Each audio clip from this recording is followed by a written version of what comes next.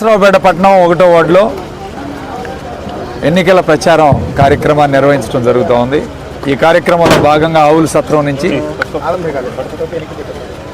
ప్రజలందరినీ కూడా గడప గడపకి వెళ్ళి డోర్ టు డోర్ వెళ్ళి వాళ్ళకి ఏ విధంగా లబ్ధి చేకూరింది గత 5 సంవత్సరాల నుంచి 5 సంవత్సరాల నుంచి ఏ విధంగా కుటుంబానికి మేలు జరిగిందనే కార్యక్రమాన్ని కూడా ప్రతి ఒక్కరికి కూడా ఈరోజు చెప్తూ ప్రజలు చాలా సంతోషంగా ఉన్నారు. ఇప్పుడే చూసాం చాలామందిని.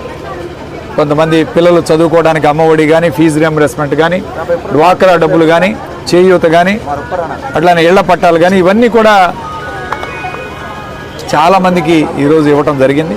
వాళ్ళందరూ చాలా సంతోషంగా ఉన్నారు. ఖచ్చితంగా మళ్ళీ జగన్మోహన్ రెడ్డి గారు కావాలి, జగన్మోహన్ రెడ్డి గారిని గెలిపించుకుంటామని చెప్పి ఈరోజు ప్రజలు చాలా ధైర్యం చెప్తా ఉన్నారు. అట్లానే ఈరోజు జగన్మోహన్ రెడ్డి గారి బస్సు యాత్ర కూడా గోదావరి జిల్లాలో, ఏదైతే గోదావరి జిల్లాలో జనసేన ప్రభావం ఎక్కువగా ఉంటుందని భావిస్తున్నామో, గోదావరి జిల్లాలో కూడా జగన్మోహన్ రెడ్డి గారికి పాదయాత్ర కన్నా రెట్టింపు జనం ఈరోజు రావడం జరుగుతుంది. అక్కడ కూడా నేను పలు చోట్ల తెలుసుకుంటే ఖచ్చితంగా జగన్మోహన్ రెడ్డి గారి ప్రభావం చాలా బ్రహ్మాండంగా ఉంది. మళ్ళీ ముఖ్యమంత్రి అవడం ఖాయం. 115 నుంచి 120 సీట్లతో జగన్మోహన్ రెడ్డి గారు గెలవటం ఖాయం. ప్రతి ఒక్క పేదవాడికి కూడా ఇవాళ ప్రభుత్వ పథకాలు అందించిన నాయకుడు జగన్మోహన్ రెడ్డి గారు. అట్లానే నర్సరావుపేట నియోజకవర్గంలో ఈరోజు వైఎస్ఆర్ కాంగ్రెస్ పార్టీ జెండా 3వసారి హ్యాట్రిక్ కొట్టడానికి సిద్ధంగా ఉన్నాం. ఈరోజు ప్రతి ఒక్క వైఎస్ఆర్ కాంగ్రెస్ పార్టీ నాయకుడు, కార్యకర్తలు అందరం కూడా కలిసి ఈరోజు పనిచేసే కార్యక్రమం చేస్తున్నాం. తప్పకుండా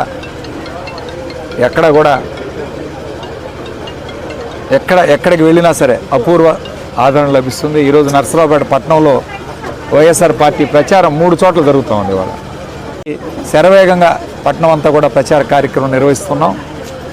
ప్రజాదరణ గొప్పగా ఉంది. ఈరోజు డాక్టర్స్ అందరూ కూడా, డాక్టర్స్ ఫ్యామిలీ 40 మంది డాక్టర్స్ కూడా ఈరోజు ప్రచార కార్యక్రమం నిన్న కూడా నిర్వహించారు, ఈరోజు కూడా నిర్వహిస్తారు.